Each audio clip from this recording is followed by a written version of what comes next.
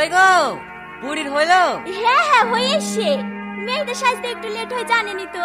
আমার মেয়ে লক্ষ্মী মেয়ে, আর 5টা মেয়ের মতো না যে ডাং ডাং করে পথে পথে ঘুরে বেড়াবে, কোনো ছেলের সাথে কথা বলবে, ওইসবের মধ্যেই নাই। ভালো ভালো, আমরাও এরকম একটা বৌমা খুঁজছিনু। আর কতক্ষণ ধরে এভাবে ম্যানেজ করবো?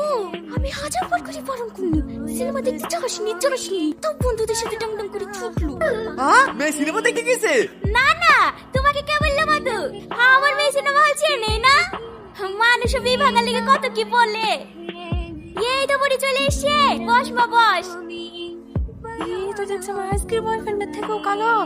তোমার বয়ফ্রেন্ড আছে? এই তুই কি বুঝলি রে? তুমি জানো না আব্বা, ওর বয়ফ্রেন্ড আছে। ও বিভাগালি কত লোকে কত কথা বলবে, ওইসব কথা কান দিতে গেলে হবে বাপ? একটা বয়ফ্রেন্ডের কথা লাগিছি, 5-7টা বয়ফ্রেন্ড আছে, সেই কথা তো জানতে পারিনি। কি 5-7টা?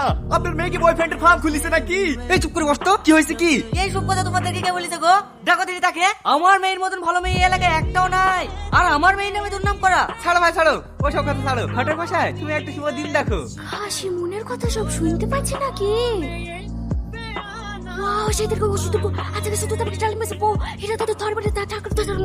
ঠিক আছে বউ না মৌ। হ্যাঁ হ্যাঁ ঠিক বলিস। কি করে? তো সত্যি সত্যি মনের কথা শুনতে পাচ্ছি, একটা কথা বলবো না। কোনো বড় জ্যোতিষী নাকি সব কথা জেনে যাইছে? আমি যে 1 মাসে প্রেগন্যান্ট, এটা জানে না তো? কি করে? তুই প্রেগনেন্ট?